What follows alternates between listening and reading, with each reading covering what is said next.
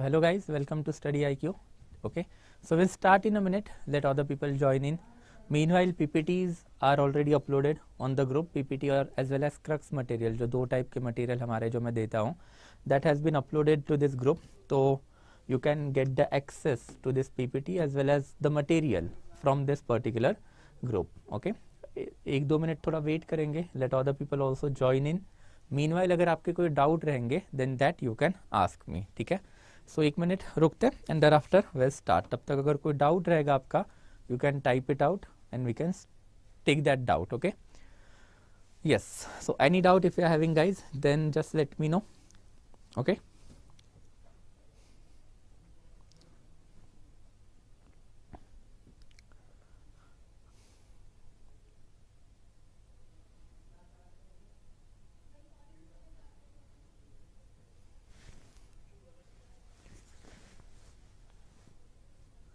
I hope I am visible as well as audible.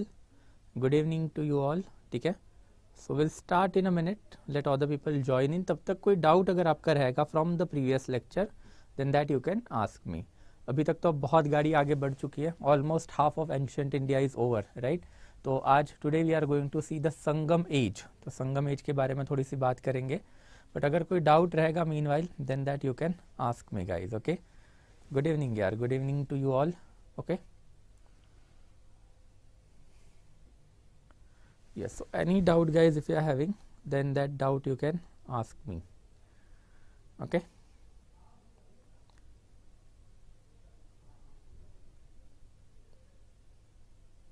so चलो I guess no doubts are there. एक वैसे एक minute का time lag तो रहता ही है लाइव लेक्चर में, which I have already told you also before.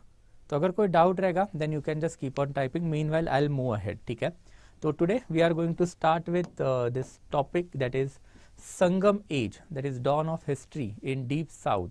तो संगम एज की बात करेंगे आज. Okay, this was the topic. Okay,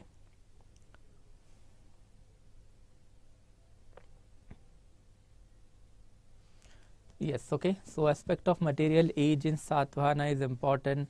Then yes, Nahida, we have already discussed about the material culture of the Satavahana age, right. तो Satavahana as का जो material culture है वो हमेशा इंपॉर्टेंट होता ही है. नॉट ओनली सातवाहना बट आपको हर एक पर्टिकुलर एस्पेक्ट में आपको ये करना पड़ेगा. I have already discuss this particular approach of the history before also. आप जब हिस्ट्री पढ़ती हो तो you just pick up a particular era and once you pick up a particular era, आपको उसमें क्या पढ़ना है, then you have to study polity, society, economy and art and culture. So each and every era have their certain aspect. तो सातवाहना में once we have seen the material culture, so material culture means certain information of the society and certain information of the economy. तो pre में भी question आ सकता है, mains में भी आ सकता है, right. So you can take it in both the ways and it will help you in both the aspect. Okay, so let's start then guys. ठीक है, विल मूव अहेड. तो today we are going to see the history of the deep south. तो अभी यही वाला map है again and again. This is basically the post Mauryan वाला map, right. So post Mauryan age जो है, दैट पोस्ट मौर्यन एज में we can clearly say this was the political division of our country. We started with this division 3 lectures back. Thereafter हम लोगों ने last lecture में सातवाहनास देखा. Today we are going to see Chola Cheras and Pandyas. That is basically the Sangam literature. तो before going to the Sangam literature, NCERT is talking about the megalithic culture. And megalithic culture तो हमारे lecture में भी अभी तक नहीं हुआ था because we are going as per the NCERT. Now what is megalithic culture? Again we have to go back to our initial lectures. हमने डिस्कस किया था that pre historical phase is there. What is pre historical phase? Then it is that phase of the humanity जहाँ पे लोगों को पढ़ना लिखना नहीं आता था. So they have not left any written evidences for us. तो अगर रिटन एविडेंसेस उन्होंने नहीं छोड़े हैं तो everything we get to know about them is from their archaeological evidences only. तो ऐसे हमने एजेस देखेंगे, that is palaeolithic, mesolithic, neolithic, chalcolithic. अब चैल्कोलिथिक एज के बाद में नॉर्थ इंडिया में we are having 2 ages which we have discuss elaborately. One is called as a bronze age. Bronze age is also basically the proto historical age in India. तो proto historical as मतलब basically Harappan civilisation. तो this was that as और that phase of the Indian history जहाँ पे लोगों को पढ़ना लिखना तो आता था बट उनकी जो लिखावट है दैट इज द स्क्रिप्ट, ये हम लोगों को पढ़ने नहीं आती.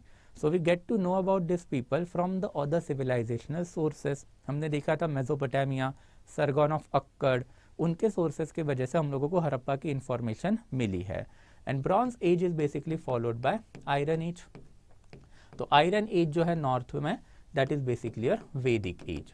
तो ये जो वैदिक एज है इसको आप आयरन एज भी बोलोगे नॉर्थ में, and this is something considered as a beginning of the historical phase in our country. तो हिस्ट्री इंडिया की कहाँ से चालू होती है? तो वैदिक एज से चालू होती है, because this people have left us the evidences which we can easily read, write and easily understand also. तो this is something about north. But as far as south is concerned, then south में Chalcolithic के बाद we have directly got the megalithic age. megalithic age को south में iron age भी बोला जाता है। तो only bronze age is something that you can consider, जो सिर्फ नॉर्थ में था, साउथ में नहीं था। और इसके रीजन भी हमने देखे थे, because bronze is an alloy. Alloy बनाना है तो आपको क्या लगेगा? टिन लगेगा, एंड देयर आफ्टर फिर आपको कॉपर लगेगा। कॉपर तो साउथ में आपको मिल जाएगा, राजस्थान से आप साउथ में लेके आ सकते हो, but tin was very precious commodity at that time, क्योंकि टिन मिलता था सेंट्रल एशिया। अब सेंट्रल एशिया से साउथ में, वो भी उस टाइम पे तो काफ़ी ही डिफिकल्ट चीज़ रही होगी। दैट्स वाई हम लोगों को साउथ में ब्रॉन्ज एज है वो नहीं मिलता है। तो neolithic chalcolithic amalgamation in the south has directly resulted into the creation of the megalithic period. तो हम लोगों को मेगालिथिक पीरियड के बारे में पता है कुछ। तो मेगालिथिक पीरियड का as far as prelims is concern, then आपको सिर्फ कुछ चीज़ें ही इसमें याद रखनी है। Then what are those things that you need to remember? तो सबसे पहले तो यही है कि नॉर्थ में ब्रॉन्ज एज है, साउथ में ब्रॉन्ज एज नहीं है। देर आफ्टर जो मेगालिथिक एज जो है उसको आप आयरन एज भी बोलोगे, बिकॉज मेगालिथिक जो है उनके बरियल पॉट्स में हम लोगों को आयरन के इक्विपमेंट मिले हैं। अपार्ट फ्रॉम दैट इनका नाम मेगालिथ पड़ा है, तो हम लोगों ने पहले ही देखा था। पैलियोलिथ मतलब ओल्ड स्टोन एज, मेजोलिथ मतलब मिडल स्टोन एज, नियोलिथ मतलब न्यू स्टोन एज, चैल्कोलिथ मतलब क्या होगा? Copper stone age. वैसे ही मेगालिथ, मेगा मतलब बड़ा, लिथ मतलब पत्थर।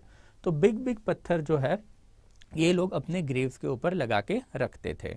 तो what are this big big पत्थर या फिर बड़े बड़े पत्थर ऐसे कौन से वाले हैं जो इन्होंने अपने इसके ऊपर, दैट इज ग्रेव्स के ऊपर लगा के रखे हैं? तो ये कुछ ऐसे तरह के दिखेंगे। इंडिया में यूजुअली दो ही स्ट्रक्चर मिलते हैं, प्रीलिम्स में आपको ये दो ही स्ट्रक्चर याद रखना है। एक को आप बोलोगे महनीर एंड दूसरा है डोलमन। ये दो टाइप के पत्थर जो है हम लोगों को इनके ग्रेव्स के ऊपर मिले हैं।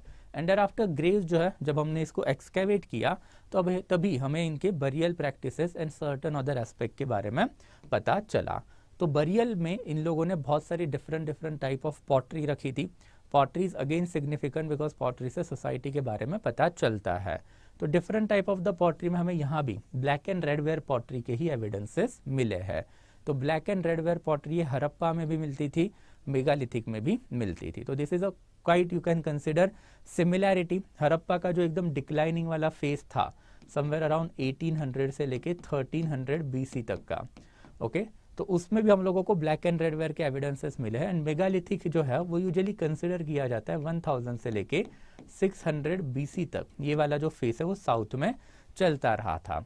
तो basically black and red where हम लोगों को थ्रू आउट एंशिएंट इंडिया मिली है हड़प्पा के बाद में, and black and red where pottery हम लोगों को यहाँ पे भी मिली है। तो बस यही याद रखना है कि it is an iron age, thereafter black and red ware जो है ये पॉटरी हम लोगों को यहाँ पे मिली है। प्रीलिम्स में इससे ज्यादा आई डोंट थिंक कुछ आएगा। अपार्ट फ्रॉम दैट एग्रीकल्चर जो वो इन लोगों को पता नहीं था, पता था मतलब, बट ये एग्रीकल्चरल प्रैक्टिस नहीं करते थे। ये हंटर्स फूड गैदरिंग इकोनॉमी पे ही यकीन रखते थे। एंड देयर आफ्टर ओके इनका जो बिगिनिंग है विच आई हैव टोल्ड यू कि 1000 से लेके समवेयर अराउंड 600 तक इनका मैच्योर फेज था, बट इनके एविडेंसेस हम लोगों को अप टू 100 BC तक भी मिले हैं। एंड देयर आफ्टर फिर ये जो मेगालिथिक फेज है इसी का अल्टीमेटली ट्रांजिशन हुआ था जो बिग किंगडम जो है साउथ के उनमें। तो ये ट्रांजिशन के बारे में भी हम लोगों को देखना है कि ये ट्रांजिशन एग्जैक्टली कैसे हुआ था। बट ये जो मेगालिथ है उसी का अल्टीमेटली ट्रांजिशन होना चालू हुआ था in post Mauryan period. Ashokan inscription में हमें ये किंगडम के नाम मिलते हैं, that is Cholas, Cheras and Pandyas. तो जो केरल पुत्रा है, केरल पुत्रा अशोका के इंस्क्रिप्शन में हमें मिला है, तो उसका हमने कंसिडर कर लिया कि दिस मस्ट बी चेरास। तो ये जो तीन नाम है जो हम लोगों को मिले हैं इन द अशोकन इंस्क्रिप्शन, ये वाले नाम बेसिकली हम कंसिडर करते हैं कि ये उस टाइम पे साउथ में छोटी मोटी ट्राइब रहा होगी, बट लेटर ऑन ये बड़े किंगडम में कन्वर्जन इनका हो गया। कैसे हुआ वो देखना अभी थोड़े टाइम में। And there after use of iron जो है ये इनको पता था, और इनके जो मेजॉरिटी ऑफ द सेटलमेंट जो है वो स्लोप या फिर हिल्स पे ही हम लोगों को मिले हैं। तो this is the basic level का डाटा। मुझे नहीं लगता प्रीलिम्स में यूपीएससी इसके ऊपर कुछ पूछेगी, बट स्टिल जो एनसीईआरटी में डाटा है दैट इज क्वाइट सिग्निफिकेंट। ये थोड़ा सा ऊपर वाले जो 2 पॉइंट है वो मेरे एडिशन थे, लेटर ऑन ये वाला जो डाटा है ये हम लोगों को एनसीईआरटी से ही मिला है। तो इसको बस याद रखना है, पैलियो मेजो नियो चैल्को, एंड उसके बाद में नॉर्थ में ब्रॉन्ज आयरन एज आया, साउथ में ब्रॉन्ज एज नहीं था, साउथ में डायरेक्टली आयरन एज आया। एंड आयरन एज का मतलब क्या हुआ, तो आयरन एज का मतलब हुआ आपका मेगालिथिक फेज। इनको मेगालिथिक क्यों बोला जाता है, बिकॉज कुछ रिटन एविडेंसेस इनके बारे में हमारे पास एज सच अवेलेबल नहीं है। हाउएवर हम लोगों को इनके बारे में आर्कियोलॉजिकल एविडेंसेस से पता चलता है, और आर्कियोलॉजी में अगेन पत्थर become important, and that's why megalith. इनके जो बरियल है, बरियल में हम लोगों को बड़े बड़े पत्थर के एविडेंसेस मिले हैं, तो पत्थर भी मैंने आपको दिखाई दिए थे। तो it is basically iron age. इन लोगों को एग्रीकल्चर पता था, बट ये एग्रीकल्चर प्रैक्टिस नहीं करते थे, same age that of the Vedic age. Vedic age में भी हमने देखा था कि ऋग्वेदा में लोगों को एग्रीकल्चर पता था, बट दे रिमेन और दे चोज टू रिमेन पैस्टोरल। वैसे ही कुछ चीज़ें यहाँ पे भी थी। एंड देयर आफ्टर इनके पास से हम लोगों को ब्लैक एंड रेड वेयर की जो पॉटरी है वो मिली है। ये 3 फैक्चुअल डाटा जो है वो इनके बारे में आपको याद रखने ही रखने हैं। एंड जो बैकग्राउंड जो है दैट इज ब्रॉन्ज एज, सिर्फ नॉर्थ में था, साउथ में नहीं था। And megalithic itself is an iron age, ये आपको थोड़ा सा याद रखना पड़ेगा। So now will move on to the next topic that is Sangam literature. तो ये जो मेगालिथिक फेज जो है इसका जो ट्रांजिशन है to the big kingdom that is Pandyas, Cholas and Cheras, ये कैसे हुआ, तो इसकी जो इंफॉर्मेशन है वो हमें मिलती है संगम लिटरेचर में। तो जैसे साउथ में हमने देखा था कि जो ट्राइबल इकोनॉमी है वैदिक पीरियड की, तो वो ट्राइबल इकोनॉमी में महाजनपदास के एलिमेंट कैसा है, एंड ट्राइबल इकोनॉमी महाजनपदा में कैसे कन्वर्ट हुई, तो जना का बिकेम जनपदा, जनपदा का बिकेम महाजनपदा। ये ट्रांजिशन हमें कहाँ से मिलता है, तो वैदिक एज से मिलता है, उसके बारे में हमने पढ़ा। तो वैसे साउथ में भी तो स्टेट फॉर्मेशन हुए, ये बड़े बड़े किंगडम आए। तो ये जो बड़े बड़े किंगडम जो आए तो वो एग्जैक्टली कैसे आए, एंड फिर मेगालिथिक से उनका कन्वर्जन ये बड़े किंगडम में कैसे हुआ। तो दिस इज समथिंग, ये जो स्टोरी है ये हम लोगों को संगम लिटरेचर से पता चलती है। तो let's go one by one. सबसे पहले तो संगम लिटरेचर जो है वो एग्जैक्टली है क्या। तो संगम लिटरेचर जो है वो लिटरेचर है, वो कहाँ पे कंडक्ट किया गया था या फिर कहाँ पे बनाया गया था, तो संगम में बनाया गया था। तो according to Tamil legend, okay, ये संगम लिटरेचर है, तमिल लैंग्वेज में है। तो अकॉर्डिंग टू तमिल लेजेंड ये जो संगम लिटरेचर है वो टोटल 3 असेंबली या फिर 3 संगमास में कंडक्ट किया गया था। मतलब पांड्यन किंग जो है उन्होंने 3 संगम दैट इज असेंबली बुलाई थी।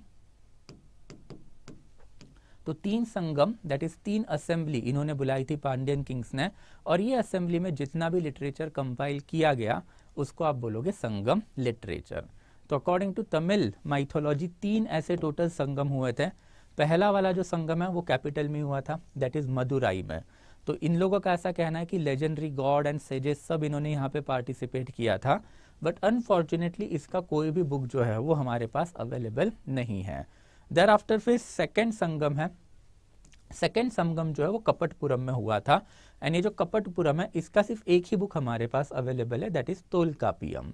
एंड देयर आफ्टर फिर थर्ड संगम जो वो हमें इंफॉर्मेशन देता है कि भाई पहले 2 संगम का लिटरेचर अवेलेबल क्यों नहीं है, बिकॉज ये थर्ड संगम का जो लिटरेचर है that is giving us a story कि there was a large scale flood in the Pandyan capital of the Madurai. And फिर ये जो फ्लड आया उसमें ये सारा का सारा लिटरेचर है वो बह गया, वो खो गया, और अब यही लिटरेचर को रिवाइव करने के लिए या फिर वापस लिखने के लिए ये तीसरी वाली असेंबली जो है वो हम लोग कंडक्ट करवा रहे हैं। This people that is third assembly से हमें कुछ और इन्फॉर्मेशन भी मिली है। तो इनका कहना है कि फर्स्ट संगम जो है उसका जो चेयरपर्सन था वो था ऋषि अगस्त्य, और ऋषि अगस्त्य इज बेसिकली अ वैदिक पर्सनालिटी ऑल्सो, राइट। अगर आपको पता रहेगा तो अगस्त्य जो है वो 7 ग्रेट सेजेस जो है हिंदू माइथोलॉजी के उसमें से एक नाम है, और संगम लिटरेचर भी हमें ये नाम दे रहा है। तो उससे हमने यही कंसिडर कर लिया कि कल्चरल एमैलगमेशन का ये एक पार्ट रहा होगा। जब आर्यन रिलीजन ने अपने आप को साउथ इंडिया में स्प्रेड करना चालू कर दिया तो साउथ इंडिया के लोग हैं वो आर्यन रिलीजन क्यों अडॉप्ट करेंगे, तो साउथ इंडिया के जो हीरोज है उनको आप हिंदू माइथोलॉजी या फिर वैदिक लिटरेचर का पार्ट बनाओ, and that is something that we can call as a cultural amalgamation जिसके एविडेंसेस हम लोगों को यहाँ पे दिखते हैं। देयर आफ्टर फिर थर्ड संगम है, वो हमें ये भी इंफॉर्मेशन देता है कि जो सेकेंड संगम जो है उसका जो चेयरपर्सन है उसका नाम है तोल्कापियार। अगेन काफी फेमस पर्सनालिटी है साउथ में। एंड तोल्कापियार ने जो बुक लिखा है that is Tolkappiyam. This particular book is quite essential because जैसे हमने देखा था पाणिनि का अष्टाध्यायी संस्कृत ग्रामर का सबसे पहला वाला बुक है, समवेयर अराउंड 6 से लेके 4th सेंचुरी बीसी के बीच में लिखा हुआ, वैसे ही तमिल लिटरेचर का one of the earliest grammatical book is Tolkappiyam. ये किसने लिखा था? तोल्कापियार ने लिखा था। And who was Tolkappiyar? Then ये सेकेंड संगम का चेयरपर्सन। एंड फिर थर्ड संगम का जो चेयरपर्सन है उसके बारे में भी इन्होंने इंफॉर्मेशन देके रखी है, उनका नाम है नक्किरार। तो Nakkirar is basically the chairperson of the third Sangam. तो 3 संगम है, 3 संगम मतलब 3 असेंबलीज है, उसमें से 2 तो ऑब्वियसली इन्होंने पहले कंडक्ट करवाई थी और उसका लिटरेचर खो गया इन अ फ्लड, मतलब एक बाढ़ आई थी उसमें खो गया। तो that's why we can find the third Sangam is being conducted over here. And इसमें हम लोगों को कुछ कुछ इन्फॉर्मेशन इन्होंने पहले वाले संगम के बारे में भी देके रखी है, और उसमें मोस्ट इंपॉर्टेंट एस्पेक्ट तो वही है ऋषि Agastya, which shows the cultural amalgamation of the south culture and north culture. And thereafter फिर तोल्कापियम, that is basically the first book on the Tamil grammar. तो इन्होंने जो थर्ड संगम में जो लिटरेचर कंपाइल किया, अब यही वाला सारा का सारा जो लिटरेचर है अब हमारे पास है। पहले का कुछ बचा नहीं है, दूसरे का सिर्फ एक बुक बचा है दैट इज तोल्कापियम, जो मैंने बताया कि earliest book on the Tamil grammar है। एंड फिर जितना भी संगम लिटरेचर हमारे पास अवेलेबल है वो हमारे पास है from the third Sangam itself. तो अब देखते हैं कि ये संगम लिटरेचर जो है वो एग्जैक्टली क्या है। अब इसमें अगेन आपको समझना पड़ेगा कि जब मैं संगम बोलता हूँ तो संगम ऐसा नहीं कि आ गए 10 दिन के लिए बैठ लिए और इन्होंने लिटरेचर कंपाइल करवा लिया। According to again Tamil mythology ये संगम लिटरेचर जो है वो over a period of 8000 year बना है। तो 8000 ईयर अगेन इसमें मैंने आपको पहले भी समझाया था कि 8000 ये आपके लिए और मेरे लिए अलग डिजिट है, but for this people it must have been a different digit. क्यों? बिकॉज नंबरिंग सिस्टम जो है 0 से लेके 9 ये आर्यभट्ट ने गुप्ता एज में डेवलप की है, मतलब इनके बाद।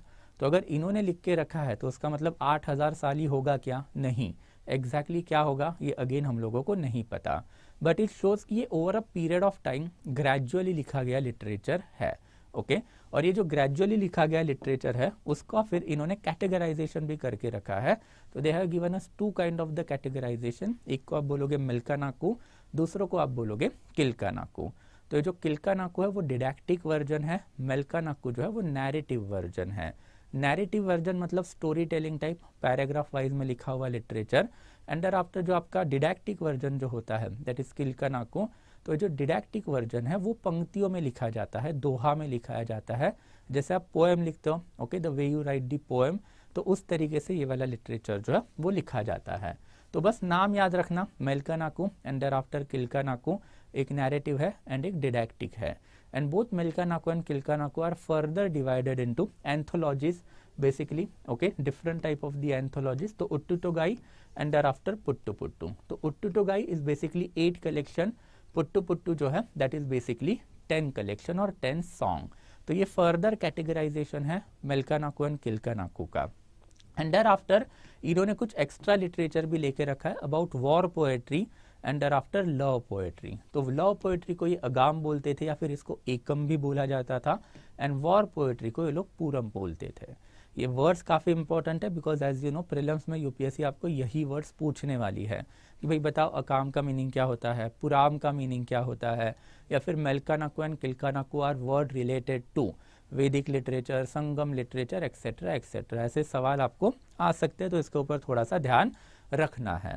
एंड वैसे ही जैसे नॉर्थ इंडिया में माइथोलॉजी में आपको रामायण एपिक में आपको रामायण एंड महाभारत मिलेगा, तो साउथ इंडिया में एपिक जो है there are total 5 epic. North में 2 ही है, साउथ इंडिया में टोटल 5 एपिक है। तो सबसे इंपॉर्टेंट है इसमें से Silappatikaram and Manimekalai. Apart from that we are having Sivaka, Chintamani, Valayapathi and Kundalakesi. तो ये जो टोटल 5 एपिक है उसमें से 2 बुक इंपॉर्टेंट है दैट इज शिल्पादिकरम एंड मणिमेखलाई, बिकॉज ऐसा कंसिडर किया जाता है कि ये दो बुक है वो 6th सेंचुरी एडी के पहले लिखे गए हुए बुक हैं। एंड देयर आफ्टर ये जो बाकी के 3 जो बुक है ये somewhere around 11th century AD के अराउंड लिखे हुए बुक है। तो फॉर द कंटेम्प्रेरी पीरियड, मतलब अभी का जो हम पीरियड पढ़ रहे हैं उसमें हमारे लिए दो ही बुक इम्पॉर्टेंट है, शिल्पादिकरम जो इलैंगो अदिगाल ने लिखा था, एंड देयरआफ्टर मणिमेखलाई जो सत्यनार ने लिखा था। ओके, तो शिल्पादिकरम, इलैंगो अदिगाल, मणिमेखलाई, सत्यनार। नाउ इसके बुक के बारे में भी आपको थोड़ी बहुत इन्फॉर्मेशन पता होनी चाहिए। ओके, तो वो देखेंगे थोड़ी बहुत। सबसे पहले तो ये शिल्पादिकरम जो है ये एक लव ट्रायंगल है। Okay, it is a story between Kovalan who is married to Kannagi and thereafter एक कोर्टिजान है दैट इज माधवी। तो कोर्टिजान मतलब बेसिकली कोर्ट में उस टाइम के लिए राजाओं के लिए दासियां मेंटेन रखी जाती थी। It was a kind of the prostitution only. तो ऐसी एक कोर्टिजान जो है दैट इज बेसिकली माधवी। तो Kovalan and Kannagi were married, but marriage के बाद भी Kovalan unfortunately you can say यार समहाउ ही fell in love with the Madhavi, and फिर माधवी एंड कोवालन एक साथ रहने लग गए। कन्नगी को घर से निकाल दिया माधवन ने। कन्नगी फिर भी अपने हस्बैंड के साथ फेथफुल रही and she waited for her husband to come back. तो ये वाली जो पूरी की पूरी लव सागा है, लव स्टोरी है, ये बेसिकली आपको मिलेगी शिल्पादिकरम में। एंड देयर आफ्टर फिर जो नेक्स्ट बुक है दैट इज मणिमेखलाई। तो जो मणिमेखलाई है it is basically the book of the daughter born to the Kovalan and Madhavi. तो कोवालन एंड माधवी की जो बेटी है उसके बारे में ये बुक है।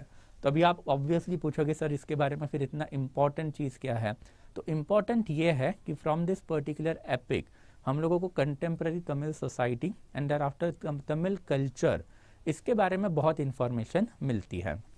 जैसे कि अगर आपने लव स्टोरी देखी तो जैसे नॉर्थ में पॉलीगैमी थी वैसे साउथ में भी पॉलीगैमी चल रही है।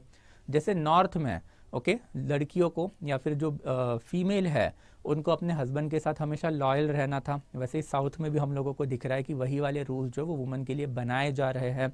And there after love stories were quite common north में भी, एंड लव स्टोरीज हम लोगों को यहाँ पे भी साउथ में भी काफी कॉमन दिख रही है। एंड अपार्ट फ्रॉम दैट ये जो नेक्स्ट वाला बुक है मणिमेखलाई, तो Manimekalai is about the destitute child. Destitute child मतलब ये ऐसी लड़की है जिसको अपने पापा का पता ही नहीं है, and basically she is the daughter of a courtesan. तो बेसिकली उसके लाइफ में क्या क्या चीजें हो रही है, एंड जिसमें हम लोगों को कावेरी पट्टनम, उसको उस टाइम पे पुहार भी बुलाया जाता था, तो उसके बारे में काफी इंपॉर्टेंट इन्फॉर्मेशन जो है वो मिली है। तो कंटेम्प्रेरी इन्फॉर्मेशन हम लोगों को ये दो बुक से मिली है। अपार्ट फ्रॉम दैट फिर ये जो तोल्कापियम है ये मैंने आपको पहले ही एक्सप्लेन कर लिया था। ओके, तो यही है literature basically entire Sangam literature, Melkanakku, Kilkanakku, there after 5 epic, and there after फिर हमारे पास एक और बुक है दैट इज तोल्कापियम। तो जो 5 एपिक है उसमें इंपॉर्टेंट है ये अपना बेसिकली शिल्पादिकरम एंड देयर आफ्टर मणिमेखलाई। तो ये जो नाम है इसको थोड़ा सा याद रखना, थोड़ी बहुत जो स्टोरी मैंने बताई है उसको याद रखना, एंड ऑथर का थोड़ा सा याद रखना। शिल्पादिकरम है वो इलैंगो अदिगाल ने लिखा था, मणिमेखलाई है वो सत्यनार ने लिखा था। Okay, so this Sangam literature is basically giving us the story related to the contemporary social, economical and political aspect. And Sangam literature Pandyas के बारे में लिखा हुआ है। पांड्यास ने ये पूरा का पूरा लिटरेचर है उसको पैट्रोनाइजेशन दिया था। तो पांड्यन किंगडम में क्या चल रहा है, और बाजू के दो इंपॉर्टेंट किंगडम है दैट इज छोलाज एंड चेराज जो पांड्या के अपोजिशन है, उनमें क्या क्या चल रहा है, इसके ऊपर संगम लिटरेचर हमें इंफॉर्मेशन दे रहा है। बट उन्होंने थोड़ा बैकग्राउंड भी दिया, जैसे उन्होंने पहले दो संगम के बारे में बताया वैसे ही उन्होंने development of the Tamil polity के बारे में भी हम लोगों को बताया कि एग्जैक्टली 3 किंगडम जो है वो आई कैसे। तो अब उसके बारे में एक एक देखेंगे। तो सबसे पहले संगम लिटरेचर इज टेलिंग अस कि लैंड जो साउथ इंडिया का जो है, ओके, साउथ इंडिया का लैंड मतलब कृष्णा तुंगभद्रा रिवर के नीचे। तो कृष्णा तुंगभद्रा रिवर के नीचे वाला जो लैंड है it is basically divided into different different tinai और जियोग्राफिकल रील्म। तो आपको यहाँ पे नाम भी दिखेगा, तिनाई मतलब होता है जियोग्राफिकल रील्म और एरिया। तो ऐसे हमें टोटल 5 एरियाज उन्होंने दे के रखे थे। सबसे पहले कुरुंजी, ये कुरुंजी एरिया में जो लोग रहते थे, तमिल लिटरेचर संगम लिटरेचर ने हमें बताया है कि ये वाले जो लोग हैं वो हंटिंग एंड फूड गैदरिंग के ऊपर यकीन रखते थे। देयर आफ्टर हमारे पास पलाई वाला एरिया है। तो पलाई वाला जो एरिया है, ओके, ये वाले एरिया में सब रॉबर्स लोग ही रहा करते थे। तो lifting of the basically lifting of the cattle and plundering यही इनका प्रोफेशन था। फिर इन्होंने एक मुलाई वाले एरिया के बारे में बताया है जहाँ पे इन्होंने कल्टीवेशन की बात की है। तो यही इनका बेसिक एलिमेंट है कि पहले मेगालिथिक एज था, मेगालिथिक एज के बाद ये ट्राइबल कल्चर डेवलप हुआ जिसमें टोटल 5 डिफरेंट तिनाई मतलब रिल्म आ गए, एंड फिर हर एक रिल्म में एक स्पेसिफिक प्रोफेशन वाइज लोग रहते थे। तो उसमें से जो तीसरा रिल्म है दैट इज मुलाई, वो काफ़ी इंपॉर्टेंट है बिकॉज यहाँ पे हम लोगों को animal husbandry and shifting cultivation के इंफॉर्मेशन इन्होंने दे के रखी है। देर आफ्टर मारुतम, जो एक्चुअल में टोटल फर्टाइल प्लॉग एग्रीकल्चर वाला एरिया था, तो मारुतम के बारे में इन्होंने बताया है। एंड देर आफ्टर नेतल, तो नेतल जो वो कोस्टल कम्युनिटी थी जहाँ पे fishing and there after salt making चल रही थी। पीपीटीज तो अभी तक आई गेस आपको अवेलेबल होगी। तो उसमें अगर आपने देखा तो स्टार्टिंग फ्रॉम कुरुंजी, ये कुरुंजी वाला एरिया है, देर आफ्टर पलाई उसके सराउंडिंग वाला एरिया, फिर मुलाई, ये मुलाई वाला एरिया है, फिर मारुतम वाला एरिया है, एंड देर आफ्टर कोस्टल वाला एरिया है। तो उसमें you can clearly C coastal area में तो लोग क्या करेंगे, दैट इज नेतल में फिशिंग एंड सॉल्ट मेकिंग ही करेंगे। एंड देर आफ्टर मुलाई एंड मारुतम जो वाले दो एरियाज है, ये दो सराउंडिंग वाले एरिया, ये पहाड़ का जो है वो डाउन साइड है, लीवे साइड है। तो जब आप पहाड़ के डाउन साइड में रहते हो तो आपका जो एग्रीकल्चर लैंड है वो बेसिकली फर्टाइल होता है बिकॉज ऑफ द रेन। तो यहाँ पे आपको क्लियरली दिखेगा कि एग्रीकल्चर डेवलप हो रहा है। एंड फिर जो जंगल के इंटीरियर वाला जो एरिया है दैट इज बेसिकली कुरुंजी, तो वहाँ पे आपको हंटर फूड गैदरर ही मिलेंगे। एंड जो बीच वाली जो कम्युनिटी है hunter food gatherer and agriculture, इन दोनों के बीच में तो वो थे रॉबर्स वाली बेसिकली पलाई वाला रीजन। तो Tamil literature is basically giving us, Sangam literature is telling us this thing only कि भाई देखो ये 5 एरियाज है टोटल, 5 तिनाइज है हमारे पास, और ये जो 5 तिनाइज जो है ओके, ये 5 तिनाइज में हर एक तिनाई का एक चीफ हुआ करता था, वो चीफ को आप बोलोगे मूवेंदर। तो मूवेंदर्स आर बेसिकली तमिल चीफ। तो हर एक पर्टिकुलर एरिया का आपको एक मूवेंदर या फिर चीफ भी मिलेगा। And there after they have started to talk about the state formation in the south India, कि ये वाला जो हमारा एरिया जो है अब यहाँ पे थोड़ा थोड़ा स्टेट फॉर्मेशन बनना चालू हुआ है। तो स्टेट फॉर्मेशन बनना क्यों चालू हुआ है, तो इसके भी कुछ इंपॉर्टेंट रीजंस या फिर फैक्टर्स हम लोगों को संगम लिटरेचर में मिलते हैं। तो सबसे पहले स्टेट फॉर्मेशन यहाँ पे चालू हुआ मौर्यंस पोस्ट मौर्यन टाइम में, somewhere around 3rd century BC. ये क्यों हुआ, because of the migration of the people from northern side से लेके साउथर्न साइड में। इसमें हमने एक दो स्टोरीज भी देखी थी, जैसे चंद्रगुप्त मौर्य जो है okay, he travel to the Shravanabelagola, right. तो this is one of the earliest interaction of the northern and southern communities within our country. और ये जो नॉर्थन एंड सदर्न इंटरेक्शन के आपको एविडेंसेस है वो आपको महाभारता में भी मिलेंगे एंड रामायण भी मिलेंगे, बिकॉज रामायण एंड महाभारता जो है वो हिंदू एपिक है, नॉर्थ इंडियन एपिक है। तो इनको अगर साउथ इंडिया में अपना रिलीजन फैलाना है तो वहाँ के कुछ कुछ इंपॉर्टेंट लीडर्स या फिर इंपॉर्टेंट लोग हैं, उनको रामायण या फिर महाभारता में लेके आना जरूरी है, राइट। तो वैसे ही संगम लिटरेचर ने हम लोगों को ये इन्फॉर्मेशन दी है कि भाई अर्लीस्ट लेवल पे समवेयर अराउंड 3rd सेंचुरी से लेके 4th सेंचुरी, मतलब मौर्यन पीरियड ऑफ टाइम के अराउंड कभी ना कभी तो जो माइग्रेशन है नॉर्थ से साउथ में बहुत ही लार्ज स्केल में चालू हुआ था। एंड ये ट्रू भी है बिकॉज हमने देखा था कि चंद्रगुप्त मौर्य ने साउथ में माइग्रेशन किया था, उसका जो बेटा है दैट इज बिंदुसारा, उसने सबसे पहले साउथ इंडिया कैप्चर करना चालू कर दिया था। So Bindusara is considered as a person who has captured land in between two seas, right? तो ये अर्लीस्ट लेवल के जो कॉन्ट्रैक्शन के या फिर कॉन्टैक्ट के एविडेंसेस हम लोगों को संगम लिटरेचर ने दिए हैं। और अब ये आप ही सोचिए, चंद्रगुप्त मौर्य और बिंदुसारा अगर खुद साउथ में जाएगा, साउथ के लोग देखेंगे तो ऑब्वियसली साउथ में भी इसका इम्पैक्ट पड़ेगा कि स्टेट फॉर्मेशन एंड बड़े बड़े स्टेट कैसे बनाए जाते हैं। ये आर्ट एंड क्राफ्ट ये बेसिकली साउथ में अब चालू होना शुरू हो गया। देयर आफ्टर फिर एग्रीकल्चर के डेवलपमेंट चालू किए अर्लीस्ट लेवल पे। पहले ये जैन मॉन्ग, देयर आफ्टर फिर बुद्धिस्ट मॉन्ग, ये साउथ में जब गए तो ऑब्वियसली साउथ में जाने के बाद हंटिंग एंड फूड गैदरिंग तो ये लोग करेंगे नहीं। जैन एंड बुद्धिस्ट मॉन्ग जो है उनको तो नॉन वायलेंस करना है, तो जैन एंड बुद्धिस्ट मॉन्ग ने एग्रेरियन प्रैक्टिसेस साउथर्न रीजन में चालू कर दी। तो ये वाले एविडेंसेस भी हम लोगों को दिए है किसने, तो संगम लिटरेचर ने। देयर आफ्टर जो कॉन्टैक्ट जो है ओके, उसमें उन्होंने एक स्पेसिफिकली टर्म यूज कर ली है दैट इज तमिलहाम। तमिलहाम को बेसिकली तमिज़कम भी बोलते हैं। तो तमिलहाम या फिर Tamizhakam is basically land below Krishna Tungabhadra in general and Kaveri river in particular. But आप रफली कृष्णा तुंगभद्रा के नीचे वाला जो लैंड है उसके बारे में आप ये पूरा का पूरा एरिया उसको कंसिडर कर सकते हैं। There after this people are also talking about Uttar Path and दक्षिण पथ। तो उत्तर पथ एंड दक्षिण पथ जो है उसके बारे में हमने पहले ही इलेबोरेटली डिस्कस करके रखा है। एंड संगम लिटरेचर में भी इन्होंने हम लोगों को बता के रखा है कि दक्षिण पथ जो है वो काफ़ी इंपॉर्टेंट है। वो क्यों? बिकॉज हम लोग that is south, that is Tamil लोग जो है वो gold and there after pearl and there after various precious stone जो है नॉर्थ को सप्लाई कर रहे हैं। तो जो ट्रेड नेटवर्क जो डेवलप हुआ उससे कांटेक्ट बढ़ा, कांटेक्ट बढ़ेगा तो आपका स्टेट फॉर्मेशन जो है वो भी अच्छा खासा बढ़ेगा इन द साउथ इंडिया। एंड उसी का अल्टीमेट रिजल्ट है कि by the time of the Ashoka, Bindusara के बाद जब अशोका का टाइम आया तो अशोका ने एकदम डीप साउथ वाला जो एरिया है that is Cholas, Cheras and Pandyas, हमने मैप में भी स्टार्टिंग में ही देखा था, उनको फ्रेंडली नेबर बोला है। अशोका ने हम लोगों को और एक नाम दिया है दैट इज बेसिकली सत्यपुत्रा, बट ये सत्यपुत्रा एग्जैक्टली कौन थी अब तक हम लोगों को नहीं पता। अशोका ने जो केरल पुत्रास जो नाम लिखा है those are now identified with the Cheras. तो चेरास को उस टाइम पे केरल पुत्रा बोला जाता था, वेर एज छोलास एंड पांड्यास तो है ही। ओके, तो this is something that is the beginning of the state formation. Apart from that okay, south में भी कुछ कुछ चीज़ें जो वो डेवलप्ड हुई थी।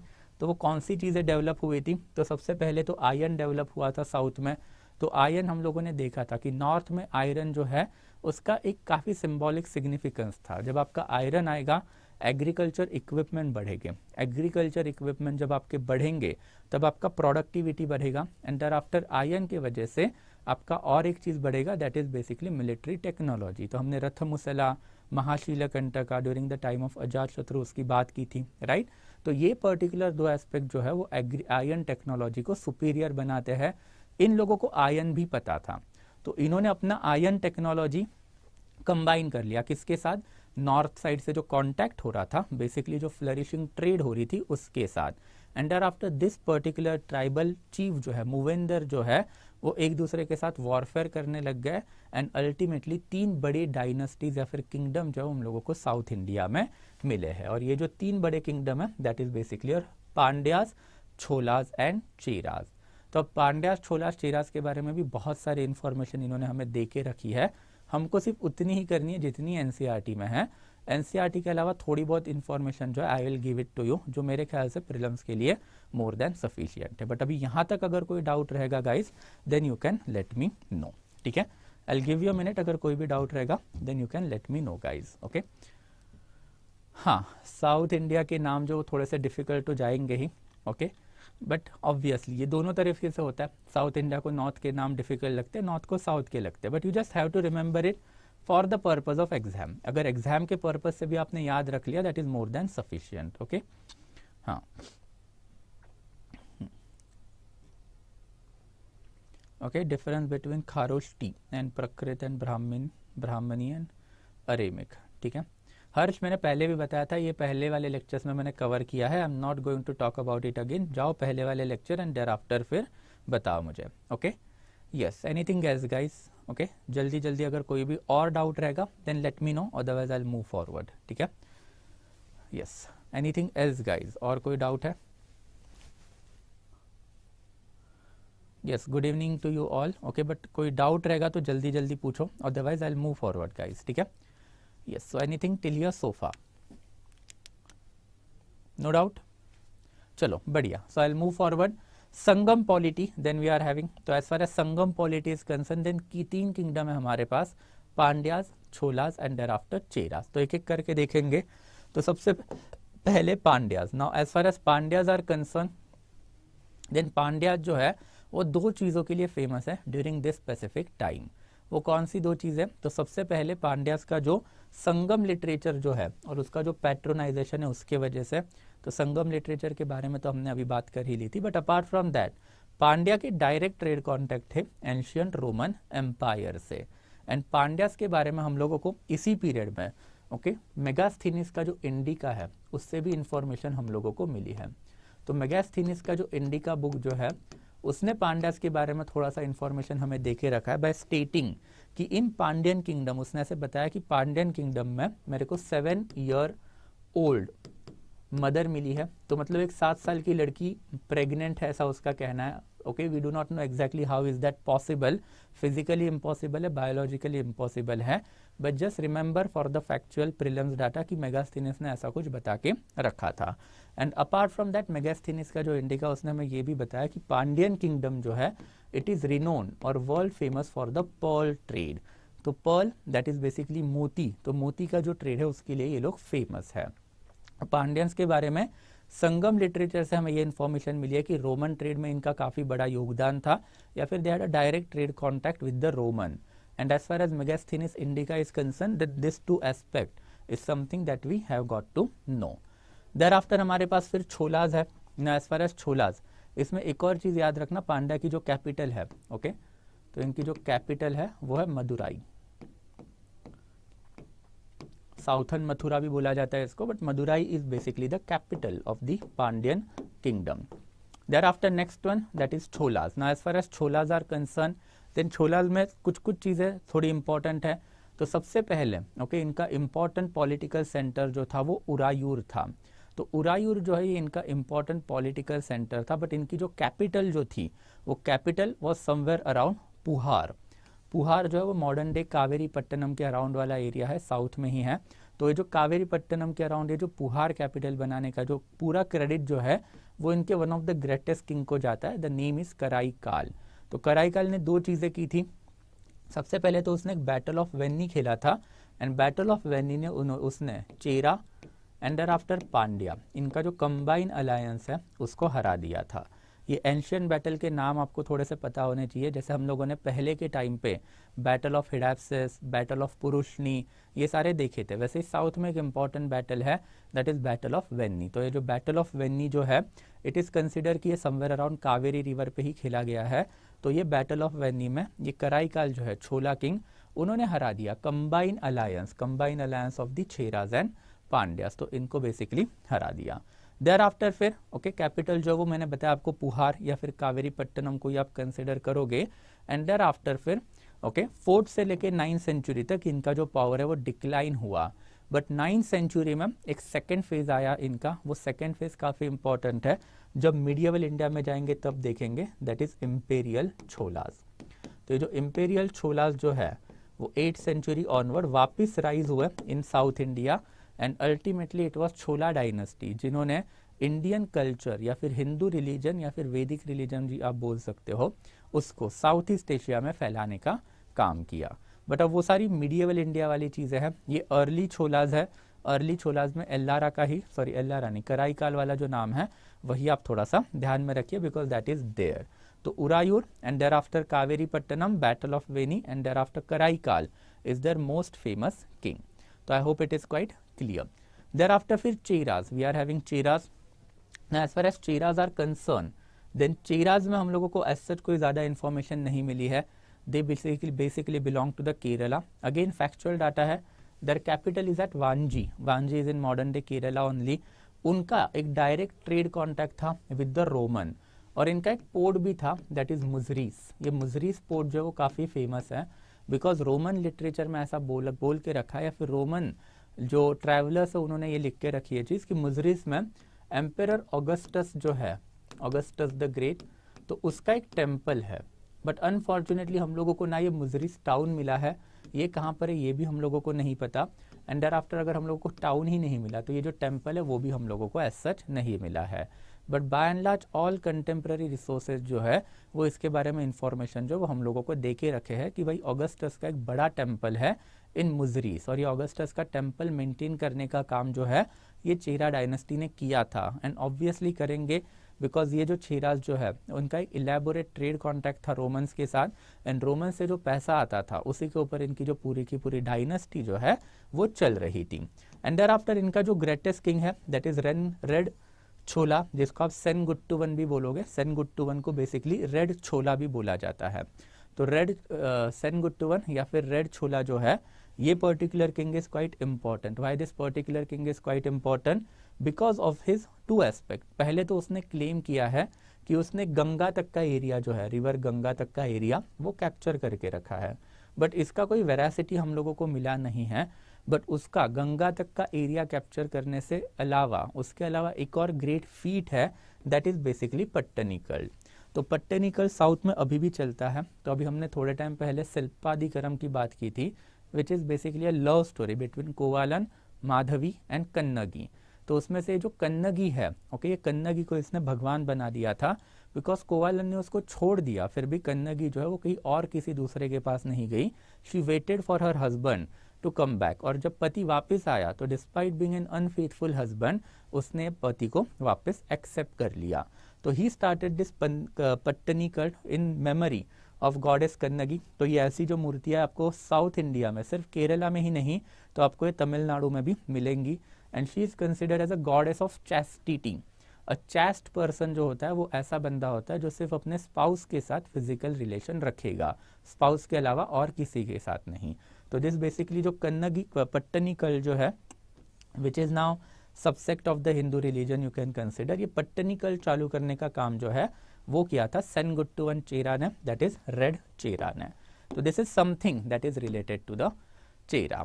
तो I hope it is quite clear, तीनों चीज़ों में कोई डाउट नहीं होना चाहिए। ओके, सो जो इंपॉर्टेंट इन्फॉर्मेशन आपको लगेगी in order to tackle this particular dynasties, वो मैंने आपको दे दी। अब यहाँ पे आपको एक चीज़ समझनी है कि दिस पर्टिकुलर पीरियड जो है वो पोस्ट मौर्यन पीरियड है।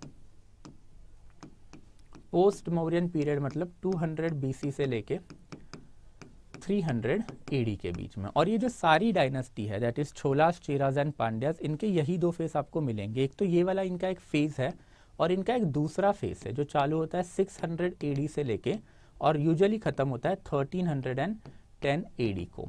तो in this particular period in सारे डायनेस्टी का सेकेंड फेज भी हम लोगों को मिला है, जहाँ पे ये सारी डायनेस्टी जो है हम लोगों को वापस पढ़नी है। इन लोग को एक रिन्यूड विगर मिला। रिन्यूड विगर मतलब सारी जो डायनेस्टीज जो है इनके ऊपर अब कोई नॉर्थ इंडिया का बड़ा किंग राज नहीं कर रहा था। एंशियंट टाइम पर हमने देखा था अशोका और you can consider Mauryan dynasty ने इनके ऊपर राज किया, and there after Gupta dynasty ने भी इनके ऊपर राज किया, ऐसे एविडेंसेस हम लोगों को मिले हैं। बट गुप्ता जैसे ही कोलैप्स हो गए, तो गुप्ता कोलैप्स होने के बाद ये डायनेस्टीज ने वापस से अपना सर उठाना चालू कर लिया, एंड देयर आफ्टर ये सेकेंड फेज काफ़ी इंपॉर्टेंट है, ये खत्म हो गया अराउंड 1310 या फिर 1312 AD के around with the invasion of the Malik Kafur. So it was Malik Kafur ultimately the great military commander of Alauddin Khilji. तो जो मलिक काफूर है उसने ये सारे के सारे जो किंगडम है इनको फाइनली अपने इंडिया के मैप से वाइप आउट कर दिया था इन 1310 से लेके 1312, रफली 3 साल के पीरियड में उसने साउथ इंडिया के जितने भी किंगडम है सारे किंगडम्स को ख़त्म कर दिया, जिसमें छोलास का भी नाम है, पांड्यास का भी नाम है, देयर आफ्टर काकातियाज ऑफ वारंगल का भी नाम है, एंड देयर आफ्टर होयसलाज ऑफ हलेबीडू का भी नाम है। तो ये जो 4 डायनेस्टीज जो है साउथ इंडिया की जो एंशियंट टाइम से चलती आ रही थी, उनका अल्टीमेट जो एंड है वो हुआ with the invasion of the Malik Kafur. तो ये वाला जो पीरियड है उसमें तो अभी तक हम लोगों ने सिर्फ यही देखा है। तो इसका जो सेकेंड फेस है हम देखेंगे पोस्ट गुप्ता पीरियड में, जब इस वाले फेस में जाएंगे तब। बट यहाँ के लिए this is sufficient. Sangam polity में छोलास, चेराज एंड पांड्यास। अब यहाँ तक अगर कोई डाउट रहेगा then let me know, again I will give you a minute. अगर कोई डाउट रहेगा तो जल्दी जल्दी let me know guys. Okay, yes, हाँ हाँ यस, ऑब्वियसली छोलास को, सॉरी चेरास को ही केरल पुत्र बोलते हैं, वो तो मैंने अभी आपको एक्सप्लेन भी किया था। ओके, अरे कल कौन सा एग्जाम है भाई? अगर एग्जाम है तो थोड़ा सा ऑल द बेस्ट, ठीक से एग्जाम लिख के आना, ठीक है? ठीक है, ओके। सो देयर आफ्टर फिर छोलास, अंतिमा व्हाट अबाउट छोलास, वो भी तो बताओगे आगे, ठीक है? कन्नगी ने होल विलेज को जला दिया, ऐसा मैंने किसी बुक में पढ़ा था। देखो यार वो माइथोलॉजिकल स्टोरीज है, उसमें मैं इन डिटेल अभी जाना नहीं चाहूँगा बिकॉज उसका जाने का कोई सेंस भी नहीं है। वो ऑप्शनल होता तो बात अलग है। Okay, not for the prelims perspective या फिर इसके लिए, ठीक है? Yes, okay. Evidence of Pandya छोला, क्या आगे भी तो कुछ लिखोगे Sudarshan, right? What do you mean by evidence of the Pandya and evidence of the छोला? हाँ उदित, क्या एक्सप्लेन करूँ वापस? पूरा स्टेटमेंट लिखने का ट्राई करो यार, व्हाट्सएप चैट नहीं है आपका कि आधे अधूरे स्टेटमेंट लिख के शूट कर दिया, राइट? हाँ देखो, उरायर इनका एक इम्पॉर्टेंट पॉलिटिकल सेंटर था जो कॉटन ट्रेड के लिए काफ़ी मशहूर था। तो you can not consider as a internal political capital. तो एक पॉलिटिकल सेंटर आप इसको कंसिडर कर सकते हो।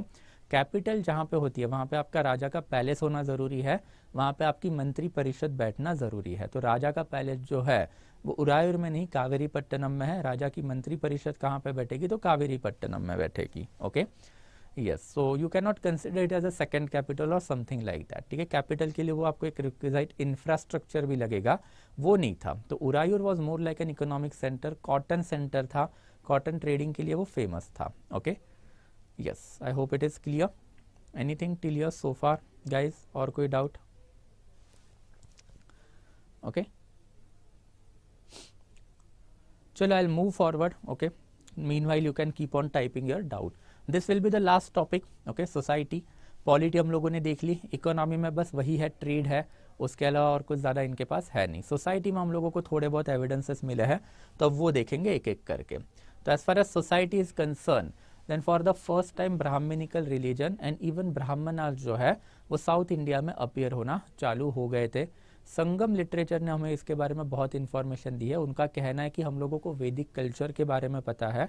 संगम लिटरेचर ने ये भी इन्फॉर्मेशन हमें दे के रखी है कि जो मैरिज के जो टाइज है वो नॉर्थ से साउथ में इंट्रोड्यूस हुए। तो साउथ में पहले मैरिज के टाइज जो है वो नहीं हुआ करते थे, शादी नाम का कंसेप्ट नहीं था।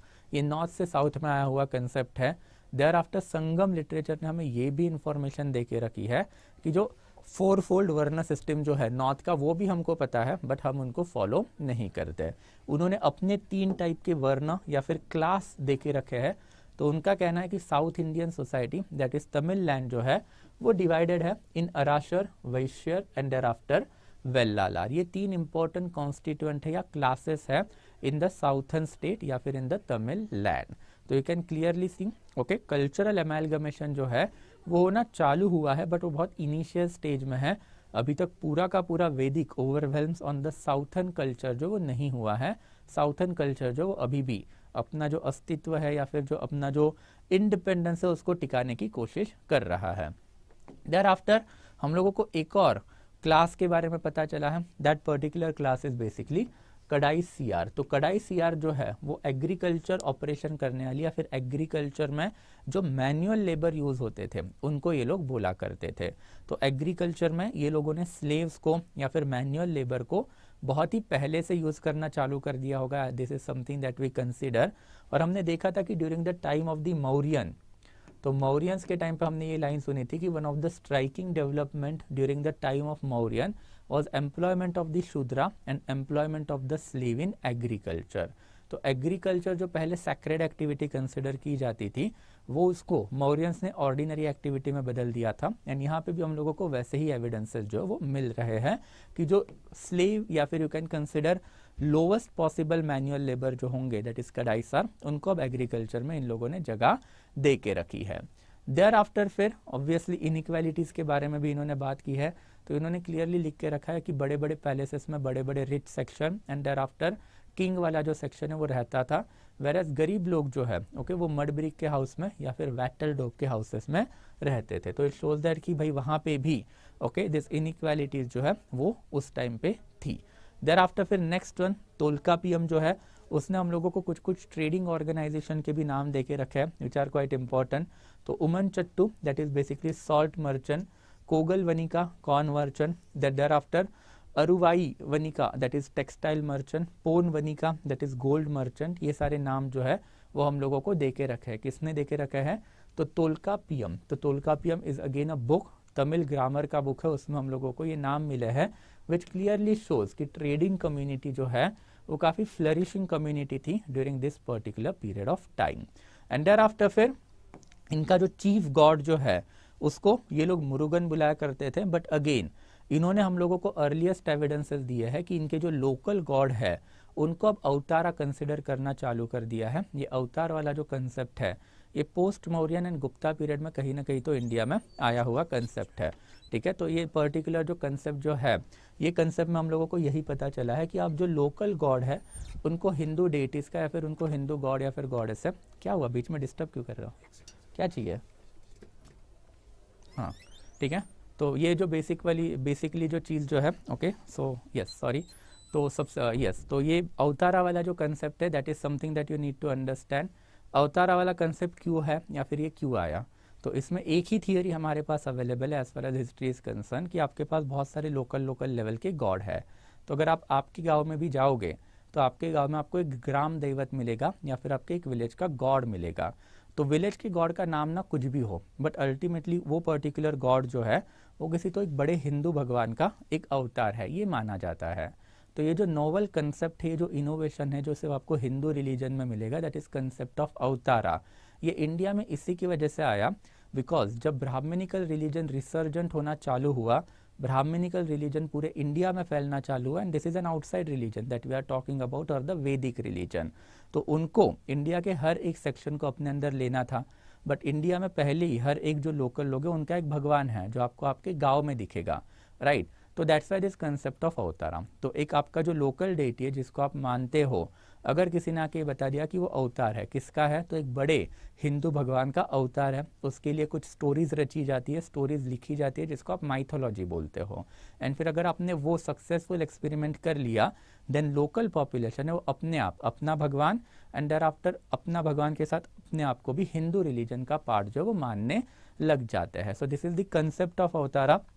वो भी हम लोगों को यहाँ पे मिलता है जहाँ पे for the first time now Sangam literature is talking about the concept of avatara, जिसमें उन्होंने लोकल डेटी जैसे मायन इसको विष्णु, वेंदन जिसको Indra, and there after Varunan, there after Korravai etcetera, इसको अलग अलग भगवानों से रिलेट करना चालू कर दिया था। तो this is again a concept of the amalgamation, जहाँ पे रिसर्जन या फिर अश्योरिंग और यू कैन से दैट जहाँ पे एनफोर्सिंग ब्राह्मणिकल रिलीजन जो है उन्होंने जो कंसेप्ट ऑफ अवतारा लाया, उसके वजह से local deity and local population automatically Hindu religion में सब्ज्यूम होना चालू हो गई। तो this is something that is related to the chief god, but by and large जो मुरुगन है, Murugan remain the basic god over here.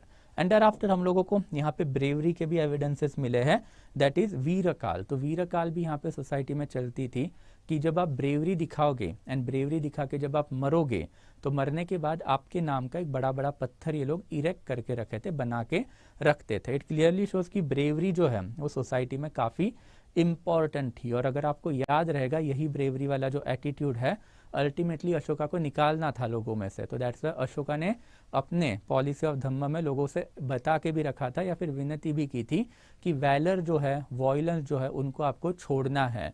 Valour या फिर वॉयलेंस में कोई ग्लोरी नहीं है, ग्लोरी किस में है? तो धम्म घोषा में है, दैट इज पीसफुल रहने में है। और अशोका के इंस्क्रिप्शन आपको कहाँ पे मिलेंगे?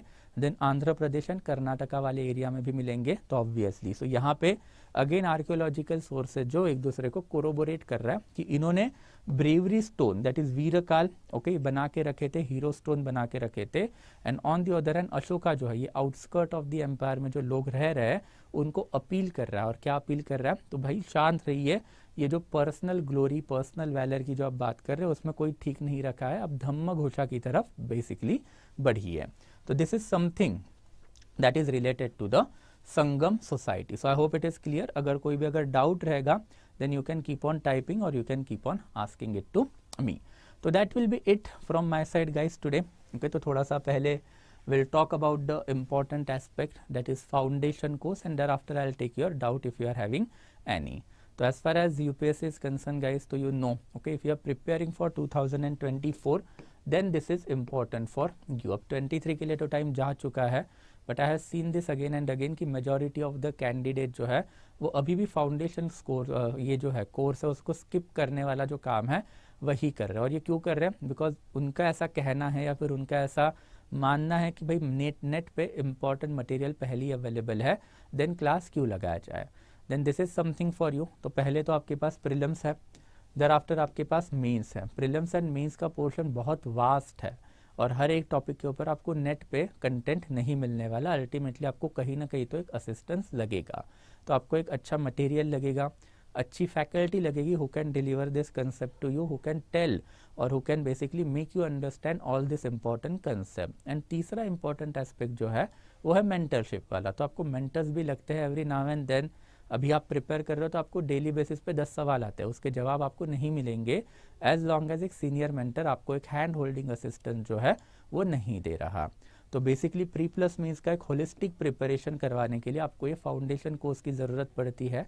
And I am again telling it to you कि भाई अगर आप ये ऑफलाइन में जाओगे तो 1.5 लाख से लेके 2 लाख के कोर्सेस अवेलेबल है, जिसमें ना आपको मेंटरशिप मिलेगी, कंटेंट भी ठीक से नहीं होता, पोर्शन भी ठीक से कवर अप नहीं करवाएंगे, but at study IQ we believe in quality with affordability, but you will be getting all this aspect, that is holistic preparation along with good content and good faculty and mentorship at a very affordable rate. Okay, at a very affordable rate if you use the code SN Live. So if you are preparing for 2024, then obviously this is a very good course for you. We are launching it at 30th of November and we'll be starting with the morning batch. And again ultimately जाते जाते फिर okay to avail this PPT and thereafter crux material, join this particular channel, आपको वहाँ पे PPT भी मिल जाएगी, and thereafter crux material जो NCERT का आर एस शर्मा का जो crux material है चैप्टर वाइज वो तो मैं अपडेट कर ही रहा हूँ, एंड टुवर्ड्स द एंड मतलब जब सारे 28 लेक्चर्स जब खत्म हो जाएंगे तो उसके बाद में I will update the PDF also. Okay, तो that will be it from my side guys. अगर अभी कोई आपके डाउट रहेंगे तो now you can let me know. Okay, तो yes, so one by one. Okay, ठीक है. Simple evidence of the Pandya Chola, ठीक है. Explain again, we can see inland inscription of Cholas Pandyas. देखो मैंने आपको वही तो अभी एक्सप्लेन करने की कोशिश की, inscription of Cholas and Pandyas are there, but वो सेकंड फेज में आएंगे ना, 600 से लेके 1200 के बीच में जब हम जाएंगे सेकेंड फेज में तब उनके इंस्क्रिप्शन आए हैं. यहाँ पे उनके कोई इंस्क्रिप्शन हम लोगों को नहीं मिले हैं. Okay, yes. सो प्रकृत और संस्कृत, संदीपानी अब बहुत पुरानी डिबेट होगी इसके ऊपर, मैंने बहुत सारे वीडियोस में अब एक्सप्लेनेशन दे दिया है. देखो जब एंशियन पास की आप बात कर रहे हो आपके पास कोई क्लियर कट डेट नहीं होता है कि कौन सी लैंग्वेज पहली आई कौन सी नहीं आई, राइट. तो यू कैन नेवर एट्रीब्यूट कि one language is older as compare to the another. But as far as Sanskrit and Prakrit is concern, इनके नाम में ही लिखा है Prakrit is basically the natural language, तो this is considered as the oldest language. And Prakrit का evolve version होता है संस्कृत. संस्कृत का मतलब ही होता है रिफाइंड लैंग्वेज. तो पहले आपकी नेचुरल लैंग्वेज आएगी जो बेसिकली खड़ी बोली है, क्रूड लैंग्वेज है, backward kind of the language है, और उसका रिफाइंड वर्जन है Sanskrit, that is refined language. तो अगर आप मुझे पूछोगे कि संस्कृत एंड प्रकृत में ओल्डेस्ट कौन सी है, तो ऑब्वियसली इट इज प्रकृत. जो सबसे पहले जो टेक्स्ट लिखे गए हैं इंडिया में वो प्रकृत लैंग्वेज में ही लिखे गए हैं. संस्कृत लैंग्वेज तो बहुत बाद में लिखी गई है. Okay, yes, but again it's a debatable matter. Okay, हर एक बंदे का अपना अलग ओपिनियन हो सकता है, and it is absolutely fine because अलग अलग थियरीज है इसके ऊपर. तो अलग अलग थियरीज के ऊपर अलग अलग डाटा है, अलग अलग डाटा के ऊपर अलग अलग आर्ग्यूमेंट्स है यहाँ पे. ठीक है, yes. Okay, Tolka PM is the chairperson of the second Sangam. यार ये क्या कर रहे हो समझ नहीं आता मेरे को. Jaipal Singh, Tolka PM is the chairperson of the second Sangam, और उसने एक बुक लिखा, sorry Tolka PR is the chairperson of the second Sangam, और उसने एक बुक लिखा है दैट इज तोलका PM. तो सेकेंड संगम में बहुत सारे बुक्स इन्होंने लिखे होंगे, बट उसमें से एक ही बुक हम लोगों को मिला है. वो बुक का नाम क्या है? तो बेसिकली तोलका PM. और वो बुक किसके ऊपर है? तो तमिल ग्रामर के ऊपर है. Okay, yes. अरे भाई भगवान आए किसने देखे? First Sangam is attended by God. अब मैं यहाँ पे आज बैठ के लिखूँ कि भाई मेरी घर में पूजा है और उसमें गणपति का मुझे दर्शन हुआ, 1000 साल बाद वो टेक्स्ट किसी के हाथ में पड़ गया, तो वो बंदा सही मानेगा क्या उसको कि मुझे भगवान का दर्शन हुआ? राइट, सिंपल यार, क्या सवाल पूछ रहे हो? Okay, simple. Thereafter thank you guys, thanks a lot, बहुत इजीली समझा दिया. चलो यार, थैंक यू सो मच. ठीक है, ये ओल्डर वाला कंसेप्ट जो वो भी मैंने अभी आपको समझा दिया है. हाँ,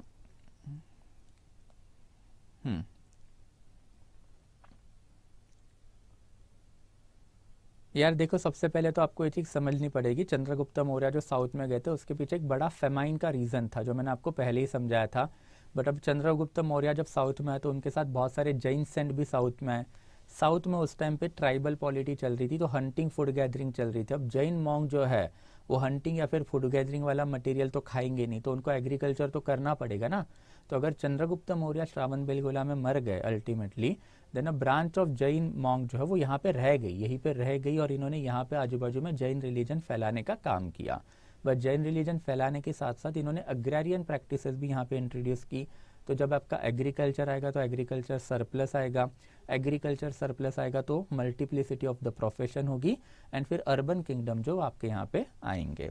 okay, I hope it is clear guys.